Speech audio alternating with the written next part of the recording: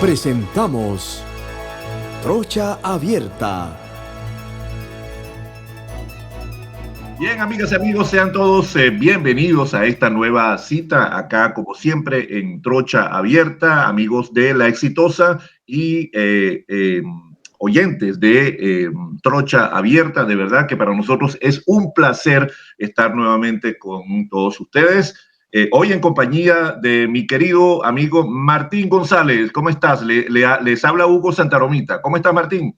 Buenas tardes, don Hugo. Encantado de volver a saludarlo y un placer nuevamente de participar en este prestigioso programa. ¿Qué de nuevo? ¿Qué se cuenta usted? Bueno, mira, yo siento que se ha formado un revolú completo con las declaraciones de Rubén Blades, que ahora parece que el hombre recula y dice que no ha dicho que no ha pensado no ha dejado de pensar en la candidatura presidencial. Por ahí lo estuve leyendo. Entonces yo digo, ¿qué juego es este, no? El que está pasando en el ámbito político, porque por un lado se vuelven a caldear los ánimos y se vuelven a alborotar las aguas con respecto a las eventuales candidaturas independientes, ¿no? Entonces, quisiera su opinión, don Martín. Adelante, bienvenido. Hugo, ayer tocamos precisamente ese tema y si bien es cierto, él sacó una nota aclaratoria. Ayer compartía con Mélito, con Nicola y en algún momento con Agustín Sosa Peñalba antes que iniciara su partida la famosa nota de Rubén Blades y aclaramos pues que en ningún momento de lo que, por lo menos yo sí me leí la nota completa, él dice que si bien es cierto, él no va a participar como candidato independiente porque ya hay un candidato independiente, por ningún lado se desprende y lo confirma con su aclaración que él renuncia al derecho de su ciudadanía como panameño que es a poder ser elegido o participar como candidato a presidente. Él dijo que no renunciaría es correcto, lo confirma en su aclaración. Lo que pareciera indicar, pues, que él estaría dispuesto, que pareciese indicar, reitero, que él estaría dispuesto a abanderar cualquier otra candidatura en otro colectivo. Él sí señala que hay personas que lo han buscado como una posible personalidad para evitar, y lo dice clarito, minimizar la oportunidad de que a quien él denomina como Lord Voldemort en su carta, atendiendo a la saga de Harry Potter, sí. el malvado, él pueda, pero son los mismos, y él señala en su nota los que en el pasado, cuando en el movimiento Papa Egoró y cuando él decide respaldar a Balbina Herrera por sí como persona natural y no porque se lo haya pedido el PRD ni nadie, lo tildaron de comunista, de big hippie, de drogadicto, etcétera, y que son esos mismos que ayer le dijeron todo este tipo de epítetos de bohemio, drogadicto, oportunista, engreído, arrogante, ignorante, norieguista. Son los mismos que hoy, frente a su temor, lo buscan para abanderar una posible candidatura para enfrentar a Lord Voldemort. Pero, y él señala y aclara igualmente en su nota, que lo siente más como una presunta deseo de ser utilizado por esto y que él pues él no va a dejar de ser utilizado por estos personajes y que mientras aquí no exista una situación clara de combatir la corrupción, el clientelismo político y el latrocinio a la cosa pública, pues él no ve a mayormente ninguno de esos personajes matriculados en esas cosas que hay que resolver en el Estado panameño para poder girar y dar un cambio de timón correcto y hacia la dirección correcta. Entonces, eso es lo que él señala en su nota y él lo confirma posteriormente en una aclaración Sí. donde él señala pues todo este tipo de situaciones, ¿no? A mí me él parece... él también dice, para terminar, que tampoco el país mismo está dando muestra de querer un cambio. Él dice, por ejemplo, y lo cita así al finalmente, el Partido Independiente Otro Camino de Lombana cuenta con 46.615 miembros, mientras que RM cuenta con 134.842. Eso describe la realidad y no interpela. ¿Quiere el país verdaderamente acabar con la corrupción y la mediocridad administrativa?, pregunta él. Aunque todo me indica que no, los independientes debemos continuar intentando alterar esa situación con ideas y con propuestas concretas. Eso es parte del final de la carta del propio Rubén Blades. Interesante, porque yo había leído muy por encima la declaración, ¿no? No me había puesto en profundidad a leer el comunicado total. Pero ciertamente lo que está ocurriendo en este momento es un choque de opiniones importantes, porque por otro lado, Ricardo Lombana señala en un tuit que el movimiento Otro Camino fue concebido para servir como plataforma para candidaturas independientes por la enorme desigualdad en reglas de juego, y él dice que invito a diputados y candidatos independientes, así como ciudadanos, a que se inscriban en nuestro partido para rescatar a la nación. Yo digo, si fue concebida como plataforma para candidaturas independientes, ¿por qué entonces él pide que se inscriban en su partido, cuando debería ser algo voluntario, sin ningún requisito o ningún prerequisito de inscripción? No sé, a mí me parece allí como un contrasentido, ¿no? Esto que está... Porque la ley electoral, para que puedan ser postulados por el partido que ya deja de ser independiente, y ahí sí hay una contradicción, como usted dice. Ya deja, ahora comienza a ser un movimiento lombanista, por decirlo de alguna manera, ¿no? De alguna manera, correcto. Claro. Entonces ya deja de ser una persona que no responde a la doctrina, al dogma, al estatuto, a los principios que tenga un determinado político, un determinado partido político, y hace parte de un partido político. Entonces, para que puedan ser postulados posteriormente, al menos por ese partido, tienen que ser miembros, si no, no pueden ser postulados por Otro Camino, y tendrán que mantenerse como personas independientes para mantener ese nivel, valga la redundancia, de independencia. Ahora bien, hay una situación todavía, dice, y es el tema de lo que no ha dicho Lombana y lo que es parte de la carta de Rubén Blades. Él dice que nada va a cambiar en nuestra patria mientras el clientelismo político se mantenga con sus estructuras y normas, sus leyes y códigos, sosteniendo la impunidad de la corrupción administrativa que paraliza la creación del Panamá posible y mejor. Al presente nuestra situación es difícil, con una criminalidad infiltrada y asociada con políticos corruptos, con un importante porcentaje de la población acostumbrada, y es lo que hemos hablado aquí de cómo está dañado el tejido social, al que hay para mí hoy incrédula, descalificadora de la razón, devota de las apariencias y con baja autoestima del que no cree en su capacidad para hacer algo positivo con su vida, al haberse acostumbrado por décadas a depender del político corrupto. Esa es la realidad que hoy alimenta electoralmente a Ricardo Martinelli, dice él, y a la partidocracia tradicional. Y se pregunta, o termina su nota con una pregunta: ¿podremos cambiar tal escenario en los próximos 2 años y medio? Y ese es el fin de la carta de Rubén, fechada 5 de febrero de este año. Esa es la gran interrogante, don Martín. Esa es la gran interrogante. ¿Podremos cambiar las estructuras del país de manera que definitivamente se puede erradicar este flagelo que carcome? La corrupción está literalmente en el ADN de la gran mayoría de nuestros políticos, y esto es algo que es de vieja escuela.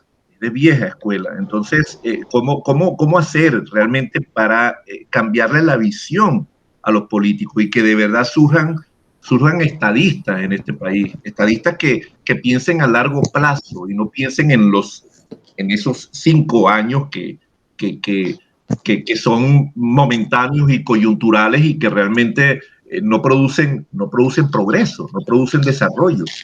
Entonces, ¿dónde están las políticas de Estado?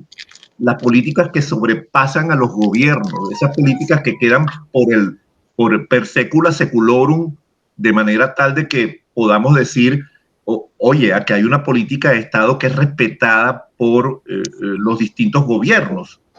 Y eso es precisamente lo que se busca. Mira lo que han logrado los países nórdicos, por ejemplo. Cómo es que han logrado el famoso estado del bienestar sin importar quién gobierne, sin importar si hay si hay socialdemócratas o si hay conservadores en el poder, porque el poder es coyuntural y eso creo que no lo han entendido los políticos latinoamericanos, desafortunadamente, Martín, ¿no? Mire, don Hugo, yo creo que, por ejemplo, analizando la elección pasada, aquí hubo una campaña de no reelección y esa campaña pegó, tuvo sus resultados correctos, positivos. Eso nos indica que todavía no estamos tan enfermos, o pareciera que no estamos tan enfermos como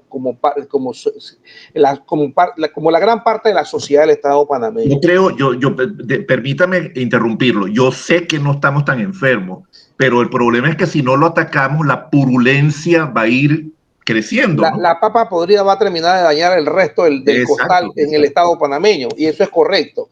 Pero ¿qué ocurre? Por ejemplo, la gente cambió y hubo una gran cantidad de diputados nuevos en esa Asamblea Nacional. Sí. Pero cambió el comportamiento, cambió la actitud de los elegidos, traicionaron a las personas.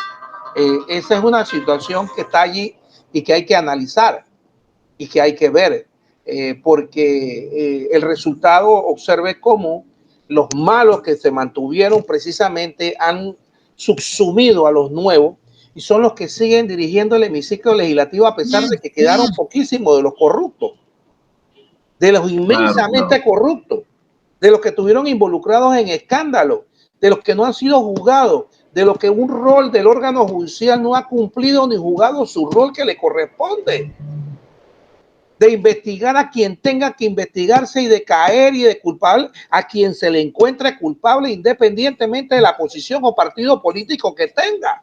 Bueno, como dice el dicho, un solo palo no hace montaña, ¿no? Eso es correcto.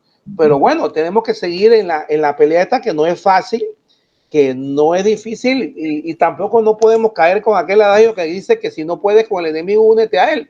Así que no, yo no estoy de acuerdo con eso, pero vamos a ver cómo seguimos haciendo patria y cómo tratamos de que las cosas pues se vayan manejando como deben ser, dándole a cada uno lo que le corresponde, como decía Justiniano en el viejo derecho romano.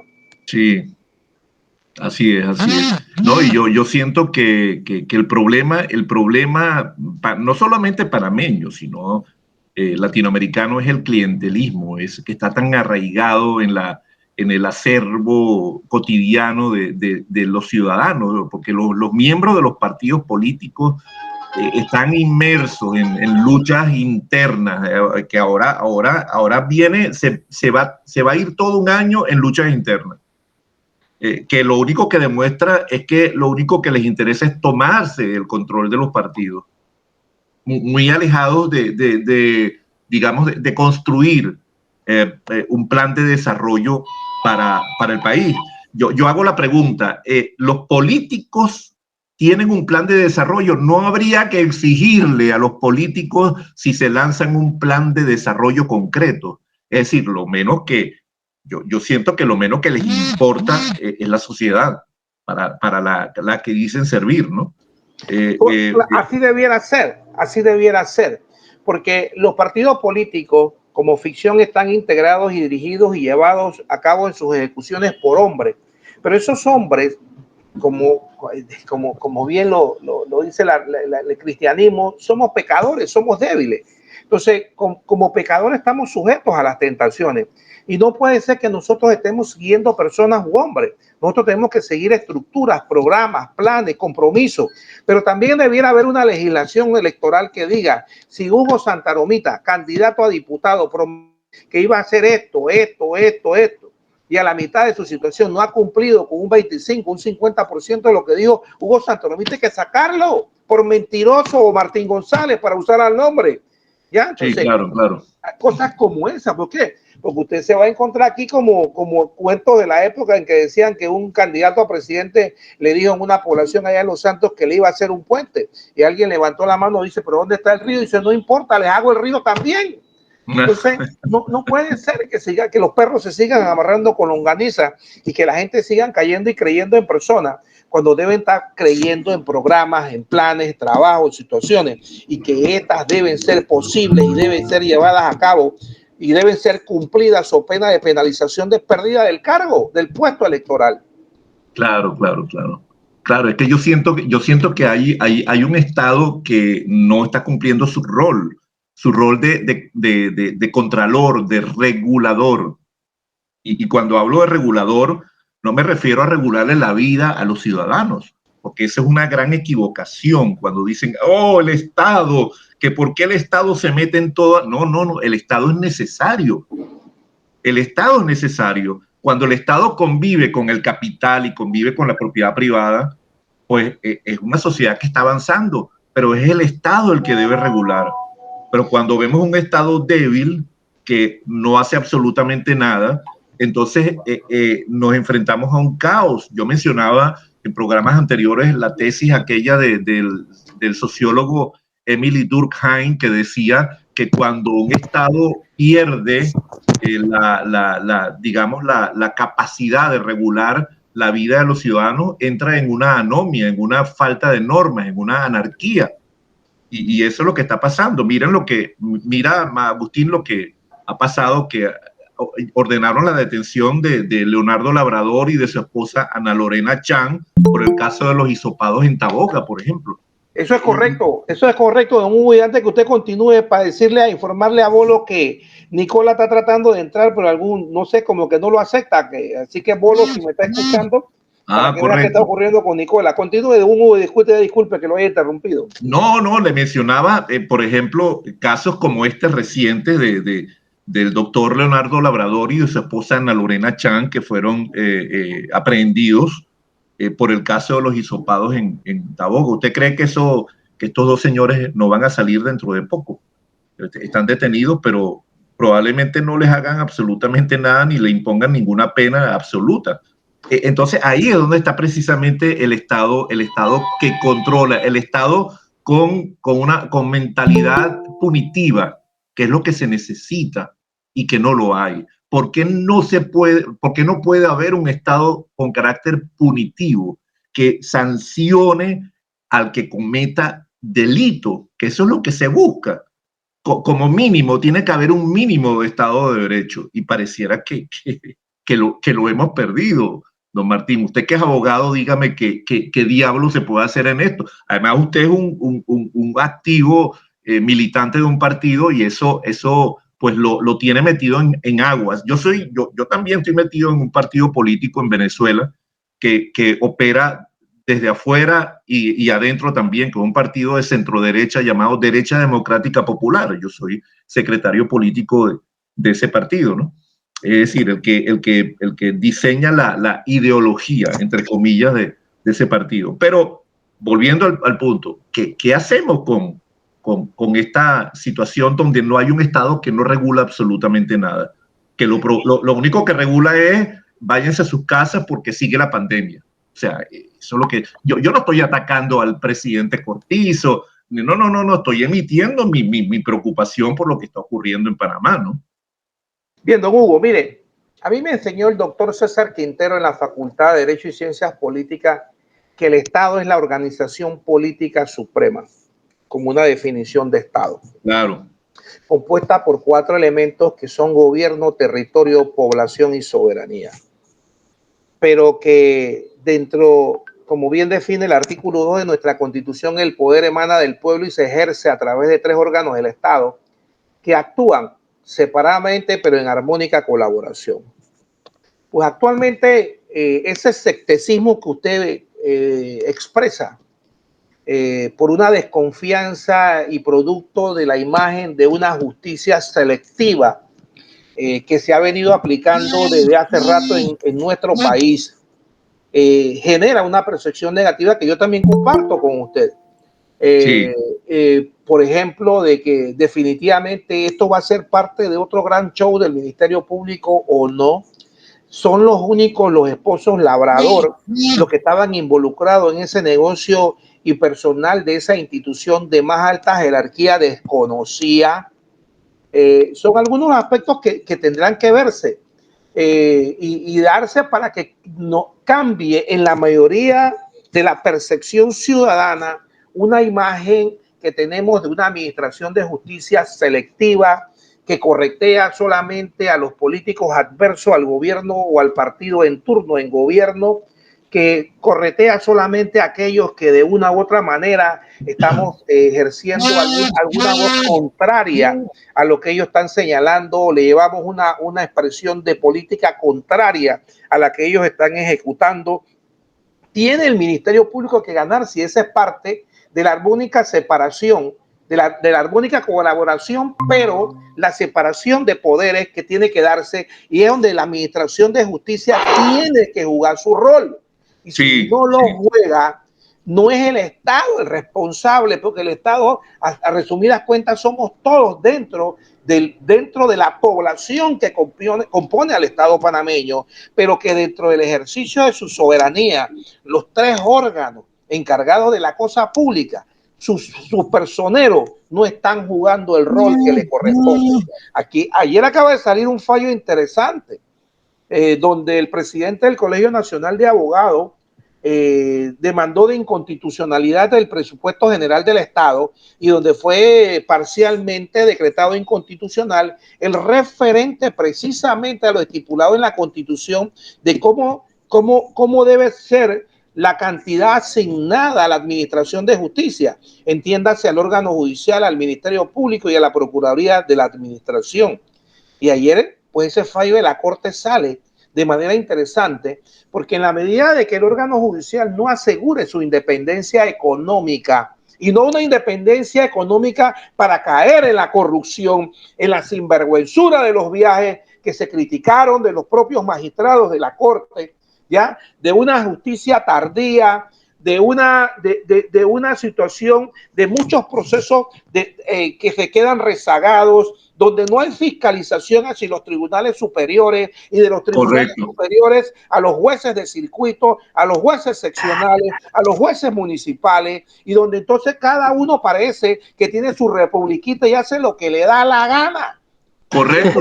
Yo lo puedo decir yo, por ejemplo, y lo digo con nombre propio y apellido, donde hay un juez que se llama Orlando Tovares, en el juzgado segundo, que hace lo que le da la gana, contrario a las actuaciones que hace el juzgado primero, tercero y cuarto, donde tú vas administrativamente al superior y presentas una situación, y el tipo, pues, no hay manera, donde tú le dices, ven acá, yo voy con un acto de audiencia.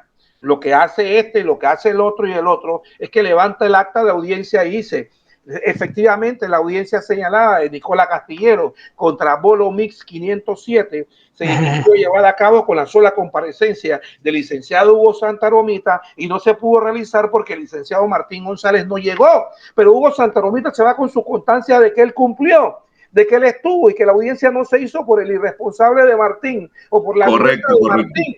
Entonces el tipo no te hace eso y le entrega a Hugo Santa Romita un informe que la audiencia no fue, pero dice Hugo, ¿dónde yo estoy aquí? Entonces Hugo le escribe a mano, certifíqueme mi comparecencia.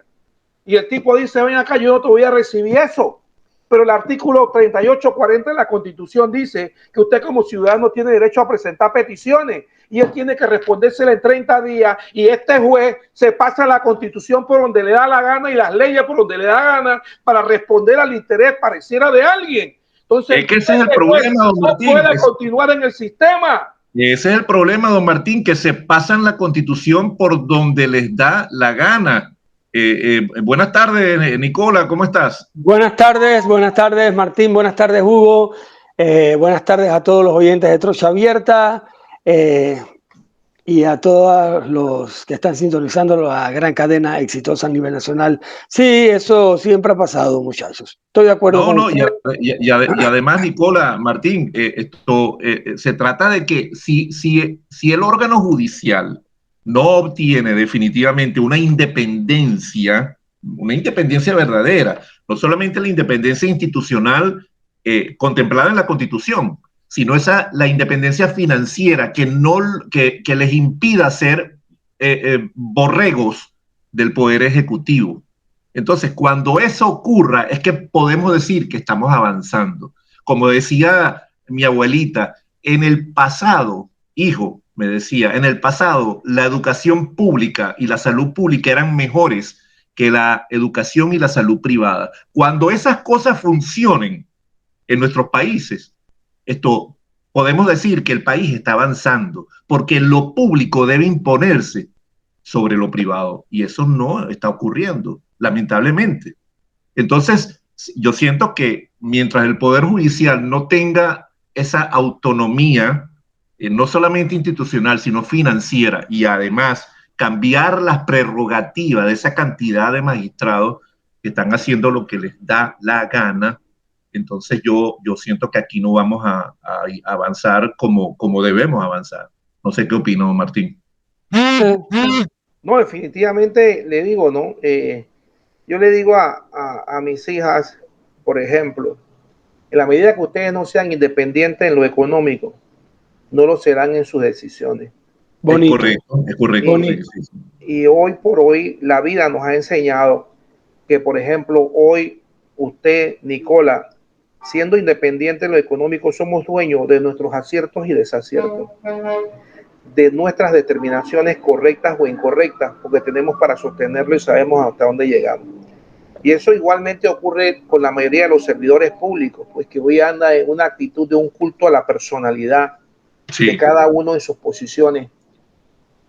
Y eso me parece pues que no es lo propio.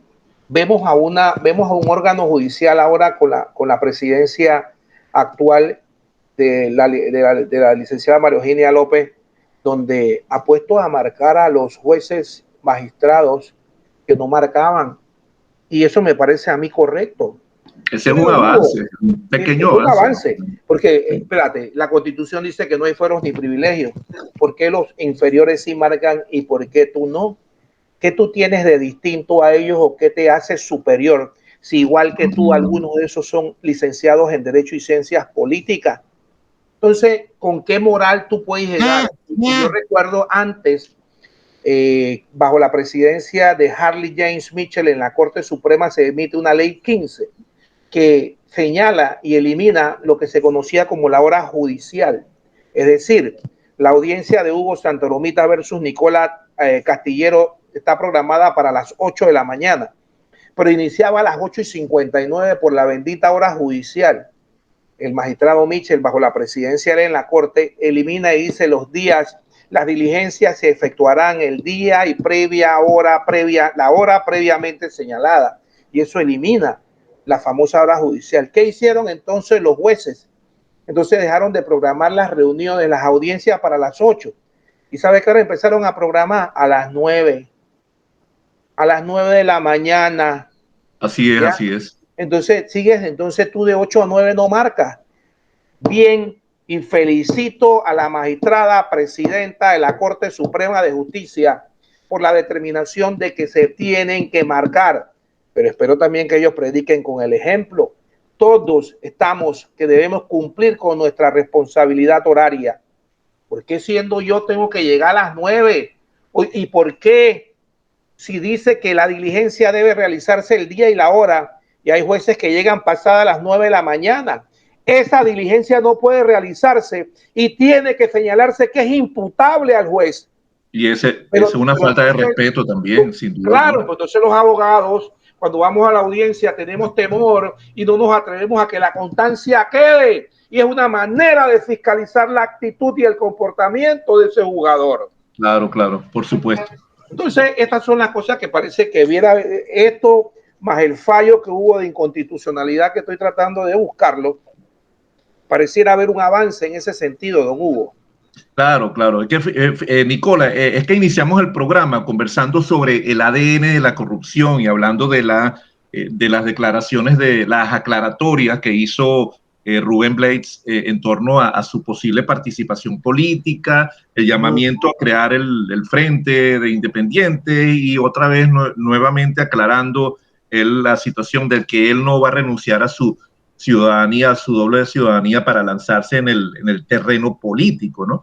Entonces, el ADN de la corrupción, señala él, que mientras eso no cambie, pues no va a valer la pena que haya nuevos protagonistas en la política, porque ahí vemos a los diputados nuevos de la bancada independiente que han hecho todos los esfuerzos posibles y han sido muy pocos los avances que han logrado. Juan Diego Vázquez, Gabriel Silva, no recuerdo los otros dos. ¿Cuáles son los otros dos? ¿Tú lo recuerdas, Martín? Son tres. Son tres, ¿no? Son tres. Sí. Son tres. Eso no se ven. No se ven. Entonces, ¿Cómo se ven? ¿Quiénes no se ven? Disculpa que no capté. Los diputados de la bancada independiente prácticamente son. El nombre, pero como no se ve, no tengo a mano los nombres. Sí. Son unos adornos, lamentablemente. O sea, son unas voces éticas que se pierden en la lejanía.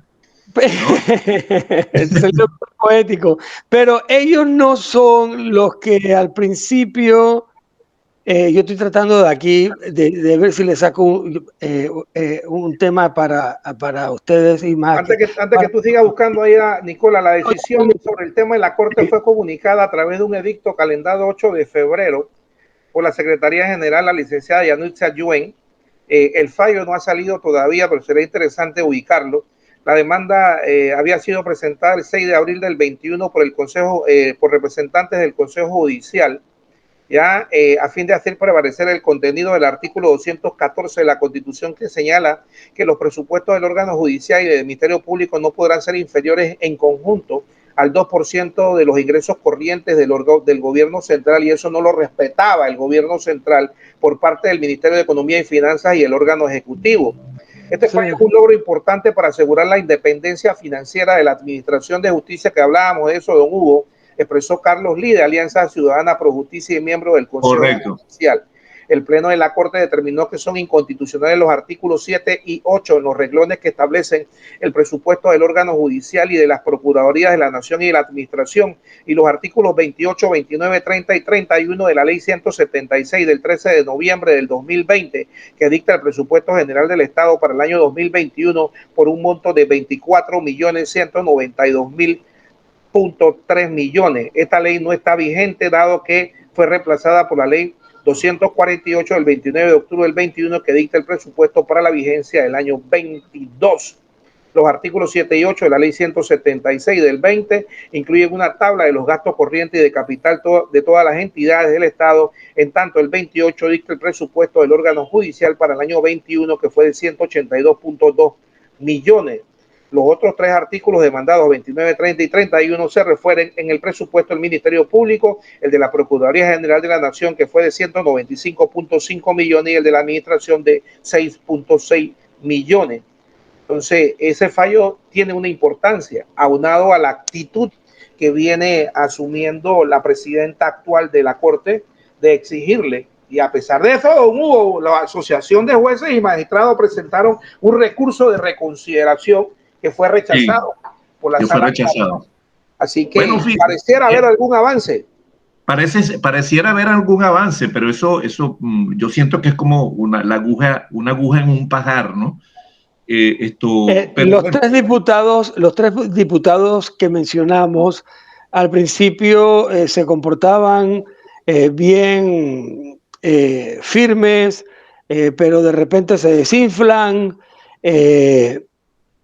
Nos referimos a Diego Vázquez, ¿no? Sí, Juan Diego Vázquez. Ese es el más visible. Gabriel Silva. Sí. Y entonces yo pienso de que ellos ahora están recibiendo algunas ofertas, ahí se dan cuenta cómo se maneja ese sistema corrupto, se decepcionan, reciben amenazas, etcétera, pero ellos no deberían tenerle ningún miedo a todas esas cosas y deben continuar con su labor, porque si no, entonces siguen seguimos pues con personas que fueron calladas en algún momento y la idea no es esa. El otro es uno de apellido Fernández, el otro es uno de apellido Brose. Ajá, Brose, correcto, ajá. Correcto, ese es el otro. Mira, y Martín, con el tema de... Y el otro es un apellido Bejarano, Adán Bejarano Río, que ese es totalmente invisible. Invisible. Sí, pues, los hacen invisibles.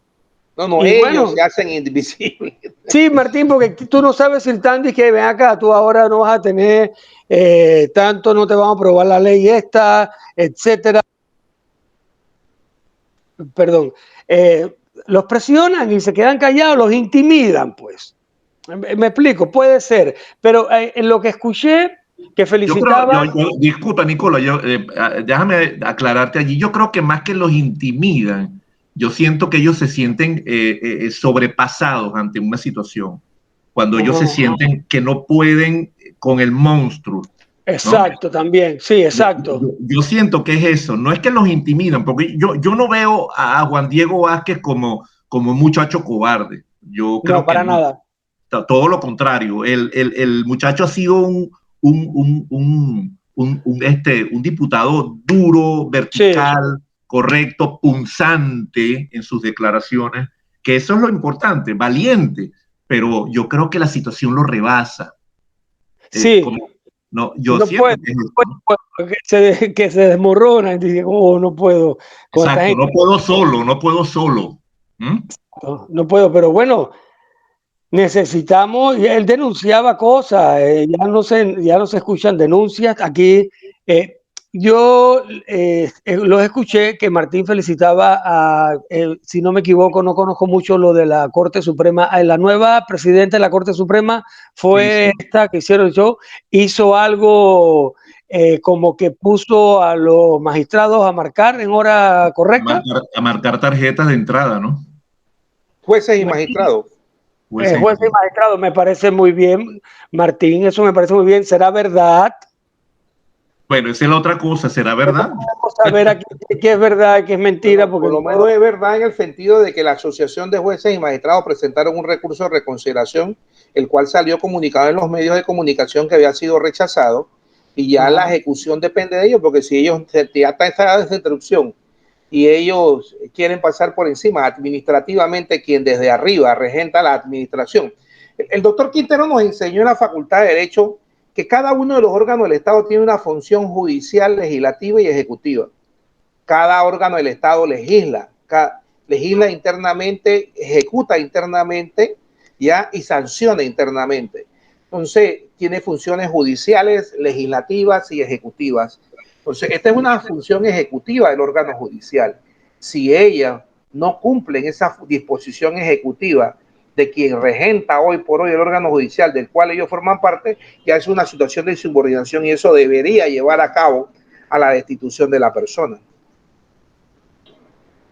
Así es, así es. Yo soy fiel creyente de ese dicho que dice que el primer acto de corrupción de un funcionario es aceptar un cargo para el cual no está preparado. Eso es, y eso abunda en América Latina, ¿no? Porque aquí opera mucho el clientelismo, el populismo, y eso hace que los objetivos de un país se pierdan, ¿no? Se pierdan. Por ahí por ahí se habla de que ya un conocido diario del país se alineará con la candidatura del señor allá de Nueva York, del señor Rubén Blades, a sabiendas de que la campaña todavía está a 2 años de distancia, ¿no? No te escucho, Nicola. Gracias. ¿Se puede saber el diario? ¿Cuál es el diario? Sí, parece que es La Estrella, que es un comentario que hay que busca alinearse con el doctor Rubén Blades. Y eso pareciera que va, y se refleja en algunos editoriales que se vienen publicando, ¿no? Que han estado haciendo una campaña importante en favor de Rubén Blades, lo cual no es malo. O sea, si Rubén Blades se decide o no se decide, pues eso se respeta. porque él es un ciudadano que tiene todo el derecho a tomar la decisión que mejor le convenga, ¿no? Pero el problema lo dice él muy bien en la aclaratoria que la comentó don Martín al comienzo del programa, y es que ¿de qué vale lanzarse? ¿De qué vale hacer todo esto cuando el esquema de la corrupción sigue intacto, cuando el clientelismo sigue intacto, cuando, cuando la política está infiltrada por el crimen organizado, por ejemplo? Pero yo lo veo más bien al revés. Tiene que haber actores que se atrevan justamente a cambiar eso, porque si no quedamos como el perro que se muerde la cola, ¿no? Es decir, ¿no? ¿Quién viene primero, el huevo o la gallina? Yo para cambiar la corrupción tengo que tener a la gente decidida a cambiar la corrupción. Que tenemos, tenemos que unirnos, es el único punto, unirnos de forma pacífica y hacer la lucha, porque los perjudicados somos nosotros. Sí, a mí me parece muy cómodo, a mí me parece muy cómodo, Nicola, que Rubén Blades esté diciendo que él no se mete en la arena movediza de la política mientras no cambie el esquema clientelar o el esquema de corrupción que hay en Panamá. Pero él lo puede cambiar. Pero si él lo puede cambiar, ¿por qué no se mete en el terreno? Exacto, porque el terreno donde se mete existe lo que él está diciendo también. Entonces, desde ahí tiene que empezar a poner orden, pues. Claro, la corrupción la hacen los hombres y la corrupción la eliminan los hombres. Punto. Eso es todo. Eso no es tan sencillo como pero, también combinábamos, don Hugo, porque... Pero ¿cómo se va a hacer? Y él le ponía el ejemplo. Él no ha dicho que haya señalado de que él no pueda participar. No, estamos claros. Él deja entrever. También pone el ejemplo de la cantidad de inscritos, por ejemplo, en el partido de RM versus la cantidad de inscritos en el partido de Otro Camino. Tomando como ejemplo esto. ¿Cuánto es la cifra de uno y cuánto es la cifra de la cifra de otro? 40.000 en Otro Camino. Disculpa, Martín, ¿cuánto? 46.000 Otro Camino, 135.000 RM. Ok. Y que esa situación es una expresión del propio seno de la sociedad que pareciese indicar que no está dispuesta a transformar esas situaciones que dañan el Estado panameño y que las definió don Hugo: el clientelismo político, la corrupción de la política, la infiltración de la criminalidad en los órganos del Estado, en la política, etcétera. Entonces, pareciera, pues, y yo le ponía a don Hugo el ejemplo que vivimos en esta elección que recién pasó, donde caló una campaña de no reelección a la mayoría de los diputados. Y pensábamos que iba a haber algún nivel de esperanza con respecto a de que esos nuevos diputados no se iban a dejar de absorber por la lacra que venían de los antiguos que quedaron, de la basofia y la basofia ha reinado. La basofia manda a lo interno de la asamblea. Entonces, eso es lo que él señala y que ve como una situación de obstrucción. Yo sí estoy de acuerdo con algo. Roberto Durán ganaba sus peleas y sus campeonatos mundiales no sentado en ringside, ni en taquilla, ni en butaca, era dentro del ring tirando trompa. A puño limpio, a puño limpio. Mi papá me enseñó, para hablar en términos campesinos, que el buen capador se hace buen capador agarrando huevo y cortando huevo, el buen bombero agarrando manguera y apagando fuego. ¿Qué te quiero decir con esto? Bueno, que tendrá que ver y pregonarnos y buscar cómo logra calar ese mensaje que, por ejemplo, yo te digo, por ejemplo, aquí, en el caso mío, yo estoy de acuerdo. Yo estoy de acuerdo de que tenemos que terminar con el dejar de jugar vivo y empezar a jugar limpio en este país. Y ser serios. Así es. Sí, pero volvemos al mismo punto. O sea, ¿quién toma el liderazgo para acabar con eso? Tienen que haber personas que surjan con nuevos valores morales, con una nueva visión de país para acabar con eso. Porque si llegara un gobernante a tomar el poder con esas facultades y con esa visión, aquí regresaría el Estado de Derecho. ¿Me entienden? O sea, yo siento incluso, don Hugo, que este aspecto de esta carta, que inicialmente se tomó como un espaldarazo a Lombana, cuidado, no es tanto el espaldarazo, porque yo no he escuchado, o al menos yo no he leído del señor Lombana decir que él abanicaría esas propuestas de Rubén Blades. No ha dicho nada. No así ha dicho es, nada. Entonces no te creas que más que una situación de un espaldarazo como lo tomó algunos al inicial del camino, no es tal espaldarazo, porque él pone el dedo en la llaga de los puntos que le están haciendo daño al Estado panameño, a la nación panameña. Y eso tiene que cortarse y tiene que haber voluntad. Exacto. Es que ahí está. Y no son cualquier punto, Martín. Son puntos muy específicos, importantes y serios que son pilares para poder formarnos.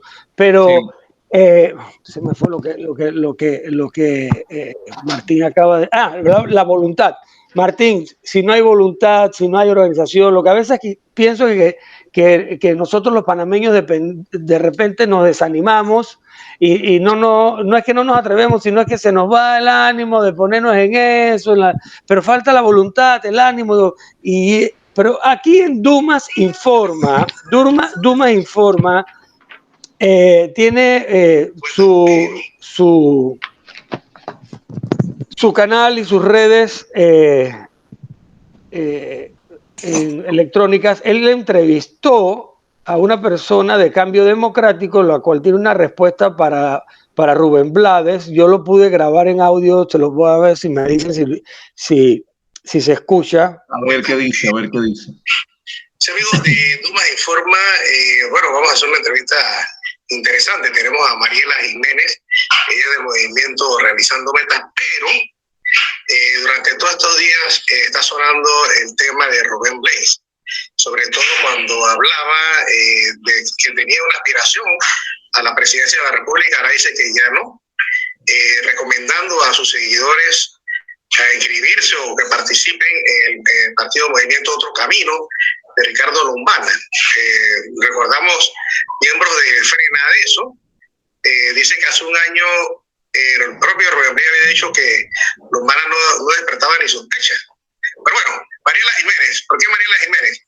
Porque ella fue diputada del movimiento Papá Egoro. ¿Qué análisis podemos hacer de todo esto que ha ocurrido con las declaraciones del señor Rubén Blades? Licenciada Jiménez, adelante.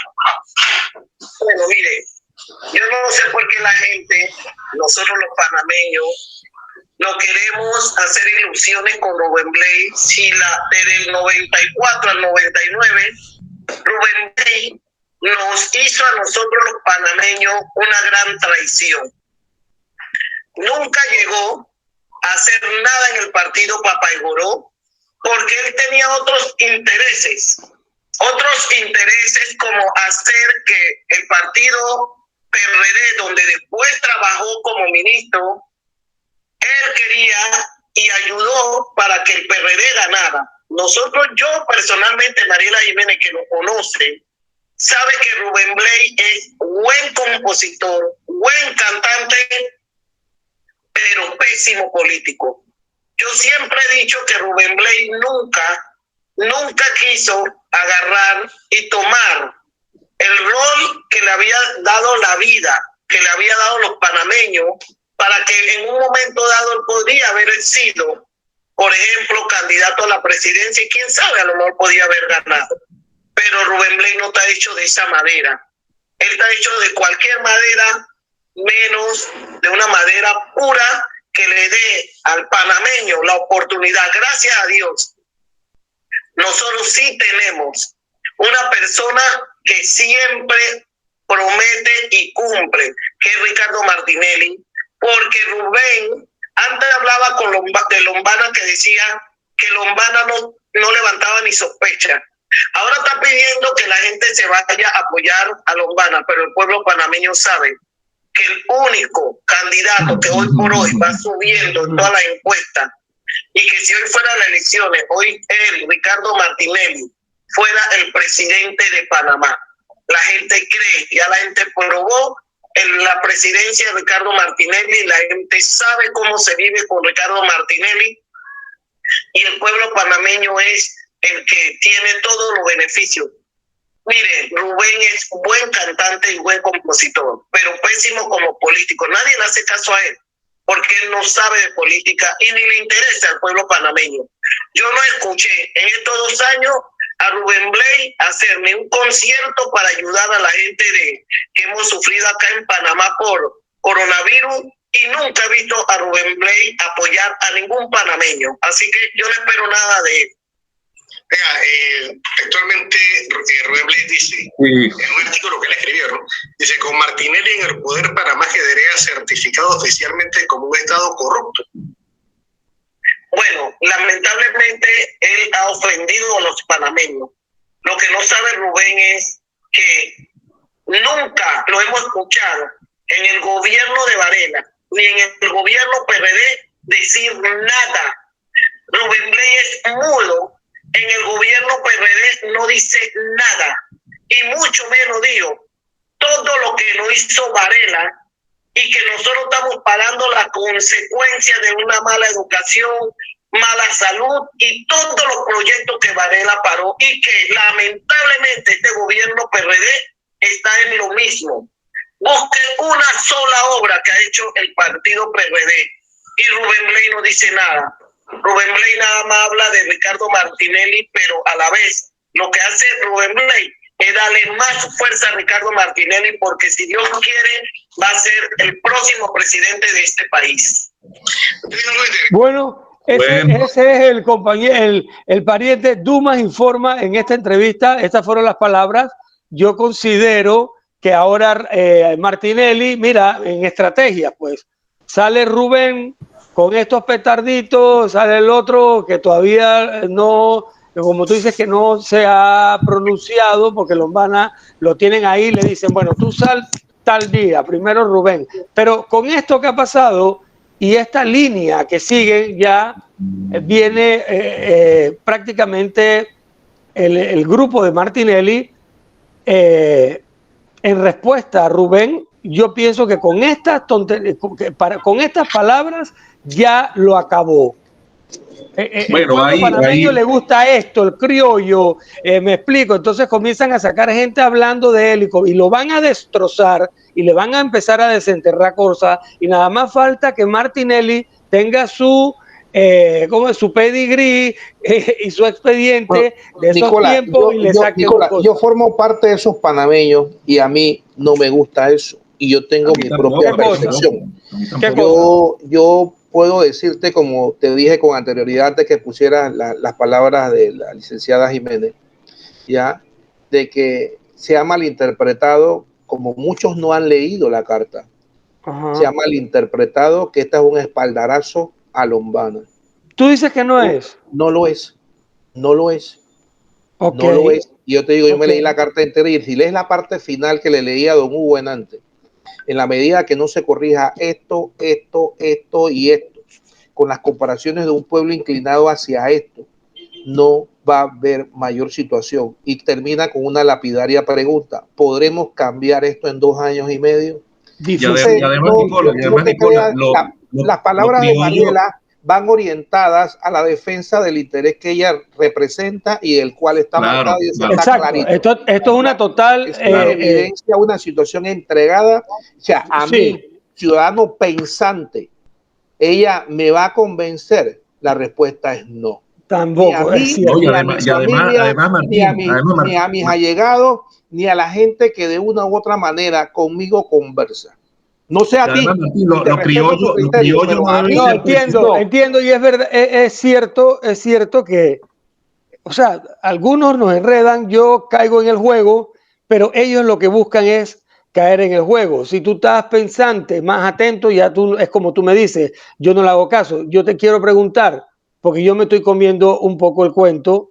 Acuérdate que no he leído la nota, pero entonces tú me dijiste ayer, hey, los motas no mandan nada. ¿O tú consideras de que esta gente no está organizada contra ese fin que nosotros estamos suponiendo tienen armado? Queda poco tiempo, Nicola, ¿oíste?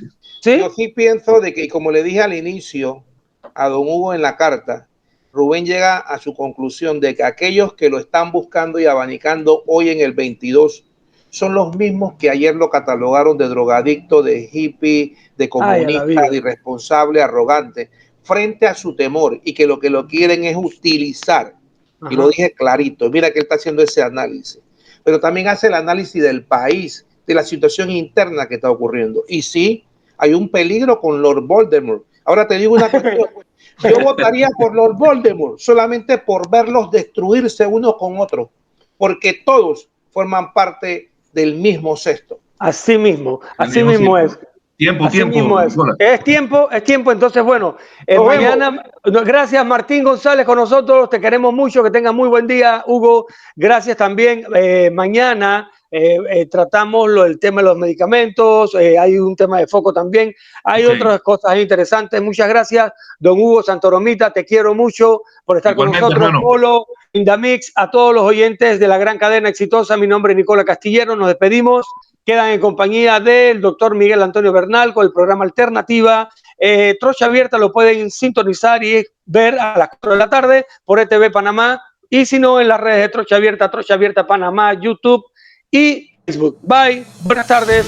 Gracias. Hemos presentado Trocha Abierta